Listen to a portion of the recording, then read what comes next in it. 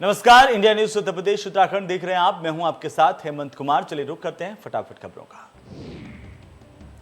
14 सितंबर को अलीगढ़ पहुंचेंगे प्रधानमंत्री नरेंद्र मोदी। राजा महेंद्र प्रताप सिंह विश्वविद्यालय का करेंगे शिलान्यास। तैयारियों का जायजा लेने कल अलीगढ़ जाएंगे मुख्यमंत्री।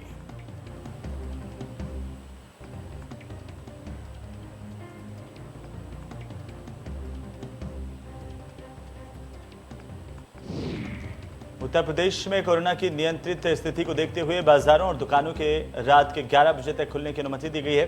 वहीं रात्रिकालीन कर्फ्यू 11 बजे से प्रातः 6 बजे तक प्रभावी होगा। कहा गया है कि कई राज्यों में कोरोना के मरीज बढ़ रहे हैं और ऐसे में सावधानी बरतना बेहद जरूरी है। लोग अनावश्यक रूप से सड़कों पर नहीं घूमें। कोविड प्रोटोकॉल का कड़ाई से पालन किया जाना बहुत जरूरी है। सीएम योगी ने राष्ट्रीय पोषण माह का शुभारंभ किया है। नवनिर्मित 529 आंगनबाड़ी केंद्रों का उद्घाटन किया गया। मुख्यमंत्री योगी आदित्यनाथ और राज्यपाल को रुद्राक्ष का पौधा भेंट किया गया। सीएम योगी ने कहा कि मां के स्वास्थ्य पर ध्यान देना और अगर किसी कारण से बच्चा कुपोषित हो गया तो उस पर भी ध्यान देना। इसी को ध्यान में रखकर 2018 से देश में सितंबर को राष्ट्रीय पोषण माह के रूप में मनाया जाता है।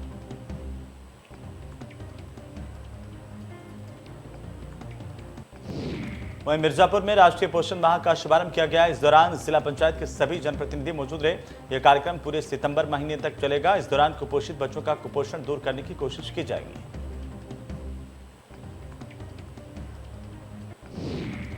हाथरस में पोषण माह के रूप में मनाया जा रहा सितंबर कुपोषण को कम करने के उद्देश्य से यह महीना मनाया जा रहा है। बच्चों का वजन करके अति कुपोषित बच्चों की पहचान की जाएगी। बीएसपी सुप्रीमो मायावती ने लखनऊ पार्टी कार्यालय पर आयोजित ब्राह्मण सम्मेलन में कहा कि इस बार हमारी सरकार बनेगी तो हम महापुरुषों के पार्क, प्रतिमा या संग्रहालय बनाने में नहीं बल्कि उत्तर प्रदेश की सूरत बदलने में अपनी ताकत लगाएंगे। उन्होंने कहा कि इस बार सर्व समाज के साथ ब्राह्मणों की जुगलबंदी से उत्तर प्रदेश में बसपा की सरकार बनने जा रही है। साथ ही उन्होंने कहा कि अब सरकार बनेगी तो पूरा ध्यान उत्तर प्रदेश की तस्वीर बदलने पर होगा। मायावती ने कहा कि ब्राह्मण उनके साथ आए तो निश्चित रूप से 2007 की तरह 2022 में भी बसपा की सरकार बनेगी और उनका यह वादा है कि ब्राह्मणों के सम्मान, स्वाभिमान और रोजी रोटी का वे पूरा ख्याल रखेंगी। पहले सपा और बाद में भाजपा सरकार में ब्राह्मणों का उत्पीड़न होता रहा। कुछ घटनाएं तो उनके साथ ऐसी हुई जो राष्ट्रीय स्तर तक भी चर्चित रहीं। मायावती ने कहा कि बीजेपी ने किसानों की आय दोगुनी करने का वादा किया था, लेकिन कृषि कानून के जरिए उनके जमीन छीनने की तैयारी शुरू कर दी है। मायावती ने कहा कि आंदोलन के बावजूद काले कानूनों को खत्म नहीं किया जा रहा। यूपी में बसपा की सरकार आई तो निश्चित रूप से इन कानूनों को प्रदेश में लागू नहीं होने दिया जाएगा।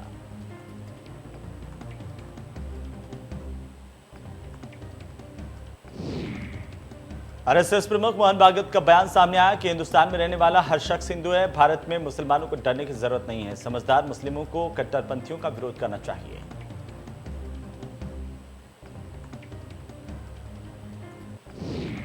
उधर ओवैसी के 3 दिवसीय दौरे के पहले दिन अयोध्या में बाहुबली और पूर्व सांसद अतीक अहमद का परिवार एआईएमआईएम में शामिल हो गया। अतीक अहमद की पत्नी ने ओवैसी के सामने पार्टी की सदस्यता ग्रहण की। ओवैसी ने कहा कि हम ये चाहते हैं कि उत्तर प्रदेश में हर समाज, हर बिरादरी के लोग हैं, उसी तरह से प्रदेश में मुस्लिमों का भी नाम हो। चुनाव से इतर ओवैसी ने तालिबान के मुद्दे पर भी सरकार को घेरा। उन्होंने कहा कि सरकार बताएं कि क्या तालिबान आतंकी संगठन है या फिर नहीं। अफगानिस्तान में जो हुआ वो भारत के लिए ठीक नहीं है। ओवैसी ने स्पष्ट कहा कि उत्तर प्रदेश में बीजेपी को हराना ही हमारा लक्ष्य है। यूपी में अब हमारा संगठन मजबूत है, हालात पहले से बदल गए हैं।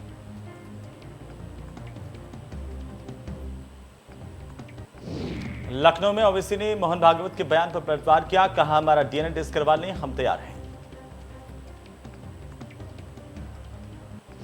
स्वाति सिंह ने ओवैसी पर हमला करते हुए कहा कि जिस प्रदेश की कमान सीएम योगी आदित्यनाथ के हाथ में हो वहां पर ओवैसी का कुछ असर नहीं होना है।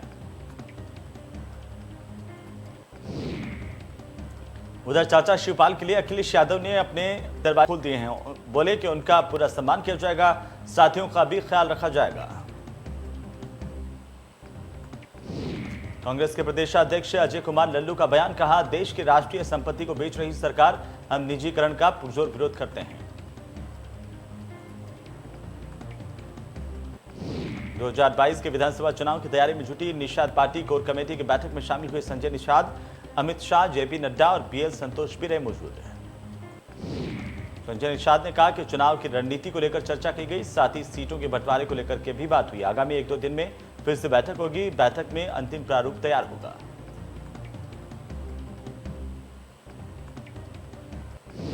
केंद्रीय मंत्री रामदास अठावले की party Republican party of India शर्तों के साथ यूपी में कैंडिडेट उतारने की तैयारी कर रही है। गाजियाबाद में रामदास अठावले ने कहा कि यूपी में 26 तारीख से बहुजन कल्याण यात्रा पार्टी निकालेंगी। यूपी के 75 जिलों में यात्रा निकलेंगी। इसका शुभारंभ सहारनपुर से किया जाएगा।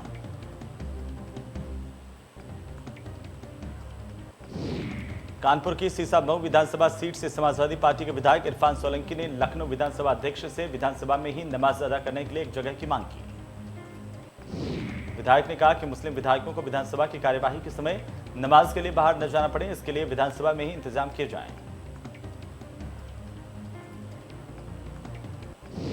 लखीमपुर खीरी पहुंचे केंद्रीय गृह राज्य मंत्री अजय मिश्र। लखीमपुर खीरी वासियों को दी बड़ी सौगात, ऑक्सीजन प्लांट का किया लोकार्पण। गैल इंडिया लिमिटेड ने तैयार किया प्लांट। कांग्रेस के एमएलसी दीपक सिंह ने अमेठी के जगदीशपुर के ट्रॉमा सेंटर और जिला अस्पताल का निरीक्षण किया है। बीजेपी सरकार और स्मृति ईरानी पर हमला बोलते हुए कहा कि अमेठी में मरीजों का इलाज भगवान भरोसे है।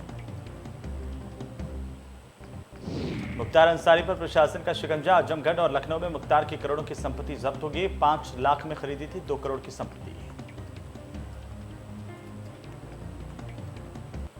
रामपुर से समाजवादी पार्टी के सांसद आजम खान को इलाहाबाद हाईकोर्ट से बड़ा झटका लगा है। जौहर यूनिवर्सिटी को दी गई जमीन वापस लेने का यूपी सरकार को अधिकार है। रामपुर एडीएम के फैसले पर हाईकोर्ट ने मुहर लगाई। लखनऊ में कोविड वैक्सीनेशन में यूपी टॉप पर है। अब तक 8 करोड़ से ज्यादा लोगों का वैक्सीनेशन किया गया। सीएम योगी के नेतृत्व में यूपी में सबसे ज्यादा वैक्सीनेशन हुआ है। अपर मुख्य सचिव सूचना नवनीत सहगल ने सभी को बधाई दी है।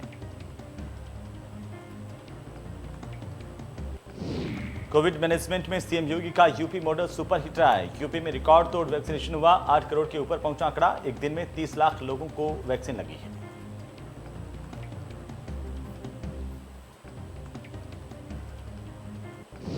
तो लखनऊ में नहीं थम रहा डेंगू का कहर। डेंगू के 12 नए केस मिलने से आंकड़ा पहुंचा 88 पर। सभी कार्ड टेस्ट के बाद डेंगू की पहचान हुई। एलाइजा जांच के लिए मरीजों के नमूने को भेजा गया। यूपी में डेंगू वायरस का कहर। फिरोजाबाद में अब तक 52 लोगों की हो चुकी है मौत। डेंगू से बचने के लिए किया गया है हवन पूजन। हाथरस में डेंगू और मलेरिया के कहर को देखते हुए स्वास्थ्य विभाग ने अपनी कमर कसनी शुरू कर दी है। इसी के तहत हाथरस के जिला मलेरिया विभाग ने अब जागरूकता अभियान चलाया है।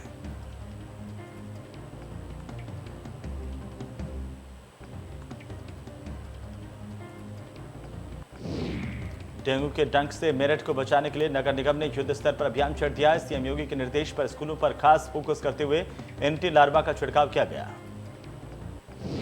पूरे स्कूल परिसर को सैनिटाइज्ड और शाम को फॉगिंग करवाई जा रही है। नगर निगम ने कई टीमों को मैदान में उतारा है।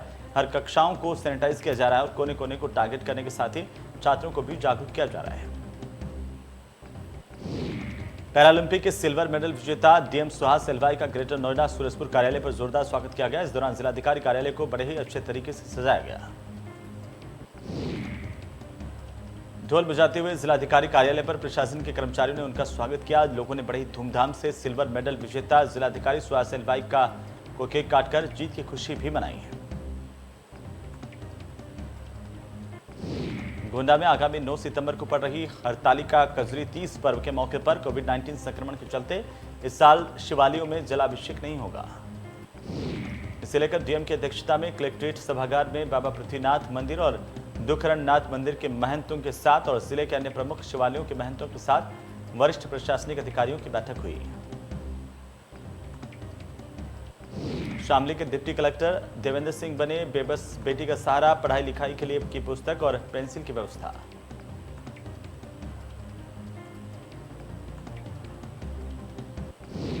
लखनऊ के लोहिया संस्थान की डॉक्टर शारदा का निधन हो गया। लंग्स खराब होने की वजह के बाद हैदराबाद उन्हें एयरलिफ्ट किया गया था, लेकिन उनके लंग्स ट्रांसप्लांट नहीं किए जा सके। सेकेंड वेव में प्रेगनेंसी के बावजूद कोरोना वार्ड में उन्होंने ड्यूटी की थी। सीएम ने इलाज के लिए 1.5 करोड़ रुपए दिए थे। महाराजगंज जनपद ठूठीबारी में बीते 4 अगस्त को एक घर और गोदाम में छापेमारी कर लगभग 686 करोड़ रुपए के अवैध नशीली दवाओं को बरामद किया गया।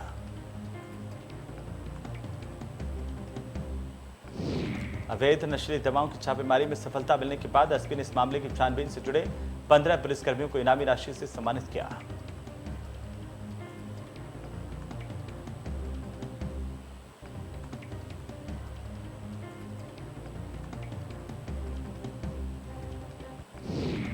बिजनौर में बजरंग दल के सैकड़ों कार्यकर्ताओं ने नगरपालिका गेट पर धरना दिया।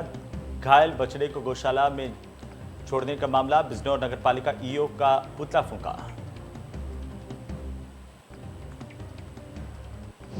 नोएडा में पुलिस की ओर से मारपीट के मामले में वकील का गुस्सा फूट पड़ा। कमिश्नरेट मुख्यालय पर वकीलों ने प्रदर्शन किया है। दोषी पुलिसकर्मी पर कार्रवाई की मांग की गई।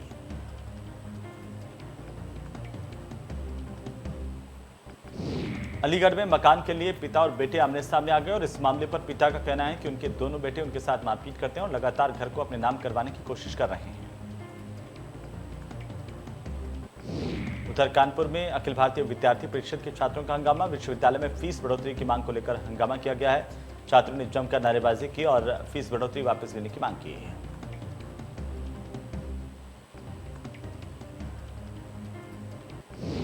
बहराइच में शौच से घर आ रही किशोरी से दुष्कर्म की घटना सामने आई है। दबंग युवक ने इस घटना को अंजाम दिया।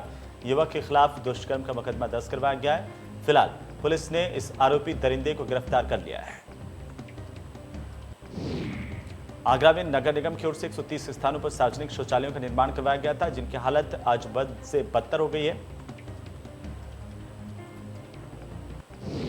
तो वहीं लखनऊ में 25,000 का इनामी गिरफ्तार किया गया। पश्चिम बंगाल से इसे गिरफ्तार किया गया। अल्टीग्रेड शिक्षक भर्ती परीक्षा में इस पर धांधली करने के आरोप हैं। बुलंदशहर में पुरानी बिल्डिंग में चल रही अवैध असलाहा बनाने की फैक्ट्री पर पुलिस ने छापेमारी की। भारी मात्रा में अवैध हथियार बरामद किए गए और अवैध शस्त्र बनाने वाले 5 शस्त्र माफिया को भी गिरफ्तार किया गया है। गाजियाबाद में पुलिस ने सीरियल सिरफिरे हमलावर को गिरफ्तार किया है, जो अकेली महिलाओं को घर में देखते हुए चाकू से वार कर रहा था। पुलिस को शक है कि आरोपी ने कई जगहों पर महिलाओं का चेहरा बिगाड़ने की कोशिश की। हालांकि गाजियाबाद में 2 मामले सामने आए थे। पीलीभीत में हाई टेंशन लाइन की चपेट में आया युवक ईंट की ट्रॉली पर बैठकर जा रहा था। बिजली विभाग की लापरवाही की भेंट चढ़ गया। झूलते हुए तारों की वजह से चपेट में आ गया। देसी इलाज के चलते युवक को रेत में दबाया गया। कई घंटे तक रेत में दबाकर भी हालत में सुधार नहीं हुआ और इसकी वजह से उसकी मौत हो गई। गाजियाबाद में मकान का लिंटर गिरा है, जिससे हादसा हुआ और 2 बच्चे और 1 महिला घायल हुए हैं। घायलों को अस्पताल में भर्ती करवाया गया। डर के कारण लोग खुले आसमान के नीचे रहने के लिए मजबूर हैं। कानपुर में दबंगों को पुलिस का कोई खौफ नहीं है। मामूली विवाद में दबंगों ने युवक को पीटा।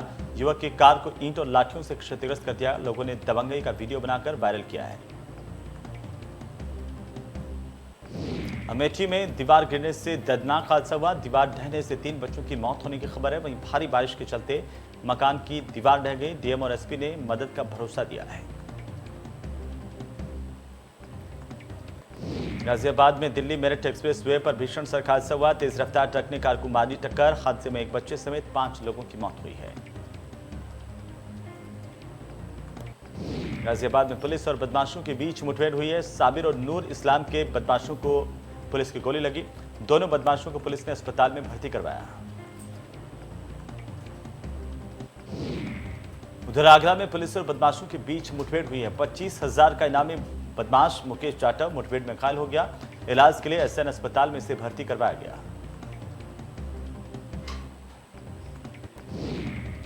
कानपुर में खड़ी गाड़ी में आग लगने की खबर है। सूचना के बाद भी दमकल की गाड़ी नहीं पहुंची। पुलिस मौके पर मौजूद रही है। नेबस्ता थाना इलाके का पूरा मामला है। कुशीनगर में पति ने पत्नी और 2 बेटों की धारदार हथियारों से गला रेत कर हत्या कर दी। मौत के घाट उतार दिया। सिर्फ इतना ही नहीं, हत्या के बाद वो थाने में पहुंचा और पुलिस के सामने आत्मसमर्पण भी किया। मौके पर पहुंची पुलिस ने शव को कब्जे में लेकर पोस्टमार्टम के लिए भेज दिया है। तहरीर के आधार पर कार्रवाई की जा रही है। अलीगढ़ में खेत पर सो रहे किसान की गोली मारकर हत्या कर दी गई। जमीनी विवाद की बात सामने आ रही है और परिजन घर परिवार के लोगों पर ही आरोप लगा रहे हैं।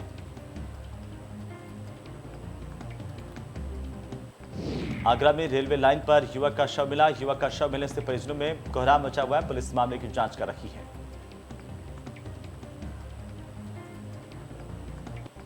उन्नाव में 3 दिन से लापता मासूम का शव कुएं में मिलने से हड़कंप मच गया। परिजनों ने हत्या कर शव फेंके जाने के आरोप लगाए हैं। एएसपी समेत भारी संख्या में पुलिस बल की मौजूदगी हुई।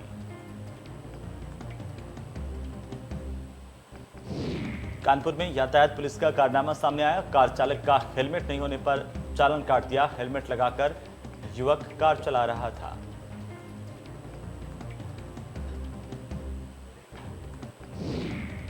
अलीगढ़ में एक युवती के साथ दुष्कर्म का मामला सामने आया। पड़ोसी युवकों ने युवती के साथ दुष्कर्म की घटना को अंजाम दिया। युवती ने पुलिस पर भी संगीन आरोप लगाए हैं। पुलिसकर्मियों ने सादे कागज पर उससे हस्ताक्षर करवा लिए। अब पीड़िता न्याय के लिए दर दर की ठोकरें खाने के लिए मजबूर है और लगातार मांग कर रही है कि उसे न्याय मिले। ऋषिकेश में आफत की बारिश हुई है और बरसाती पानी के तेज बहाव से रानी पोखरी में जाखन नदी पर वैकल्पिक रोड बह गई। आवागमन पूरी तरह से ठप हो गया है। कोल्ड स्टोरेज नहीं होने पर हर्षिल घाटी के सेब विक्रेता की नाराजगी सामने आई है कि कोल्ड स्टोर की मांग की गई है। सेब महोत्सव को बहिष्कार करने की भी चेतावनी दी गई है।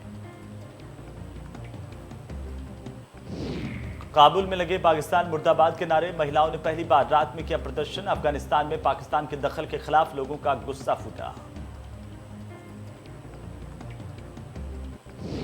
तालिबानी सरकार में अपने प्रतिनिधित्व और अधिकारों की मांग को लेकर अफगानिस्तान में महिलाओं का प्रदर्शन जारी है। बल्ख प्रांत में महिला संगठनों ने एक बार फिर से प्रदर्शन किया है।